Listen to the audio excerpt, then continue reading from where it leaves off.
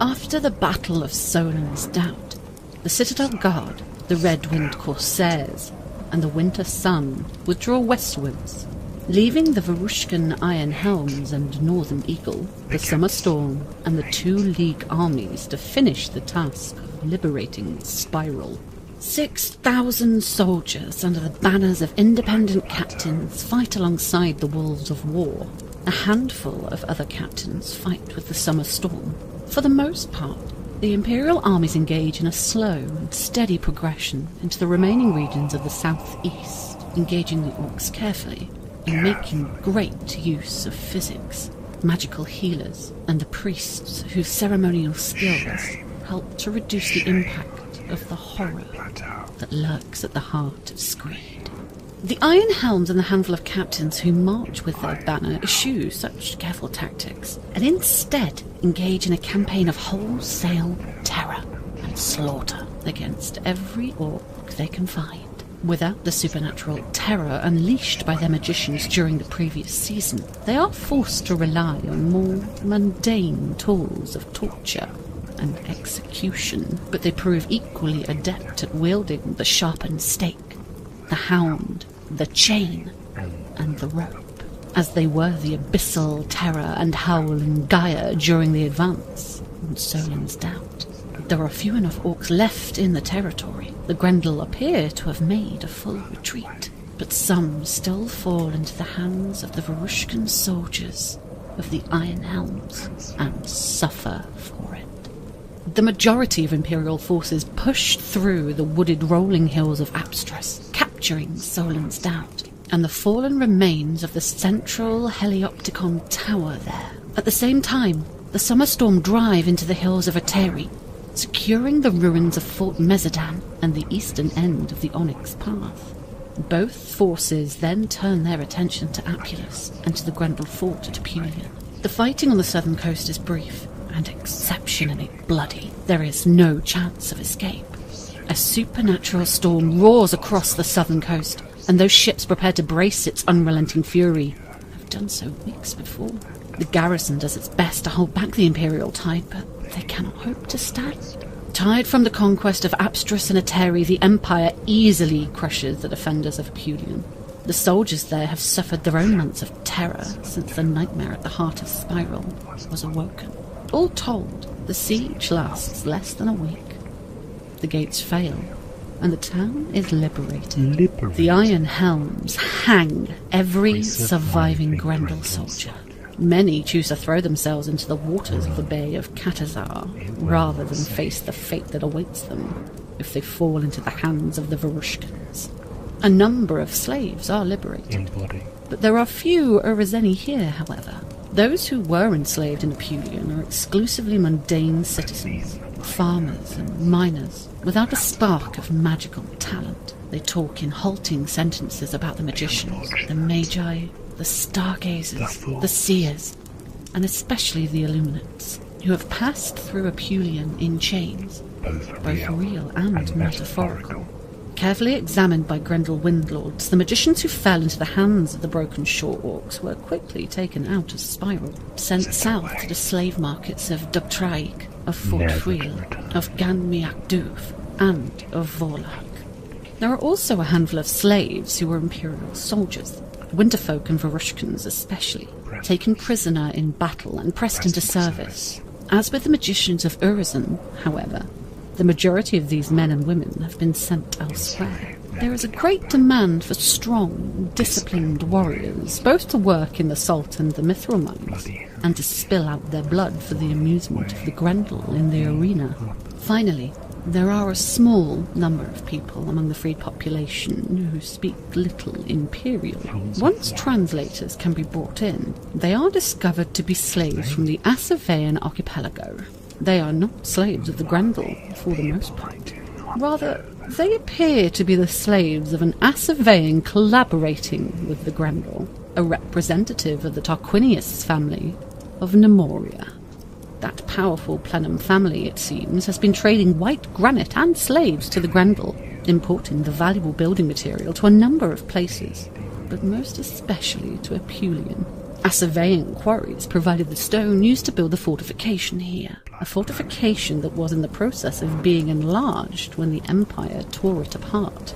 Without exception, these freed slaves ask for sanctuary in the Empire.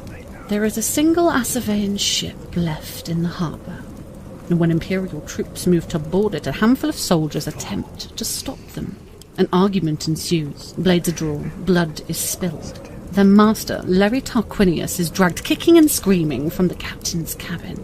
The Tarquinius does not seem to appreciate the gravity of his situation. He is arrogant and condescending. He demands to be allowed to leave once the storm has died down, to return to his people's embassy in Dovtraig. He wants to take his slaves, of course, and also his shipment of white granite. A quick inspection discovers that the cargo hold of his vessel is weighed down with 15 wains of white granite, which he claims quite vociferously are the property of the Tarquinius family, for which he has not been paid. He is taken into custody for his own safety, before anything unfortunate can happen to him. And so Apulian falls. But there the advance falters. The constant pressure of the abominable atmosphere and the desperate tenaciousness of the defenders of Apulus has meant that the Empire has failed to take the entire territory. 2/5 of Apulus is not in Imperial hands. It does not entirely appear to be in Grendel hands either, however. Rather, it seems that a large number of ex-soldiers, orcs and humans, driven to madness, along with what seem to be the tattered remains of the howling maniacs that once clustered in Screed, have gathered in the southeast. They slaughter and, in some cases, devour those few Grendel who attempted to flee towards Mariv in the south. They are disorganized, confused, nothing like an army, but there are a lot of them, and they effectively control the southern part of the region. Throughout all this, it must not be forgotten that at the heart of the spiral, the Gaia of despair at the heart of the spiral continues to cast its ebony shadow across events. It shows no signs of becoming quiescent. Quite the contrary. In fact, it seeps into the hearts and minds of humans and orcs alike, spreading despair, breeding violence, and unleashing the darkest nature of those who fight under its influence. All told, a little over 300 Imperial troops are lost fighting the Grendel, primarily during the assault on Apulian. A further 1,250 are lost to the malign influence, to the nightmares. Some die or are killed, or kill themselves, but many more survive long enough to desert, even though they are driven to the howling madness and bloodthirsty violence. The orcs of the Summer Storm are able to endure its influence a little more than their human companions, able to resist any urging to turn on their fellows. But this simply means that when they do lose control, they do it in groups. It seems impossible to judge, but far from abating, the storm of madness that swirls around the plateau has gained strength. There is nothing like the horror that swept over Solon's doubt, but rather a slow intensification of malice and dread that hangs like a thick fog over everything. With each execution, with each crucifixion, with each mass hanging or impalement by the iron helms, the shadow of the Black Plateau deepens, seeping into everything, including the spirits of those who fight in the territory. Game information. The Empire controls Atari and Apsteros, but it's only 3/5 of the way towards conquering Apulus. This success means that the Citadel Guard are no longer in danger of disbanding. The Black Plateau continues to influence the territory, and that influence has become even more powerful as the season has worn on. Next season, every Imperial or Grendel campaign army fighting in the territory will suffer 30% additional casualties and will lose 10% of its maximum strength over the course of the season, even if it's not engaged. Finally, Imperial forces have captured an Assavean dignitary and 15 wains of white granite that apparently belong to the powerful Tarquinius family. Larry Tarquinius is in custody for his own safety, but is quite adamant that while the white granite was to be sold to the Grendel, they have not actually paid for it, and so it remains the property of his family. He is demanding to be released and allowed to return to Nemoria with all 15 wains. With the liberation of Absterus, we have updated the strategic information on the spiral page. The mountains here contain no passes through to the Grendel territory of Mariv that are suitable for use by an Imperial army. Without an opportunity, it's only possible to enter Mariv through Apulus.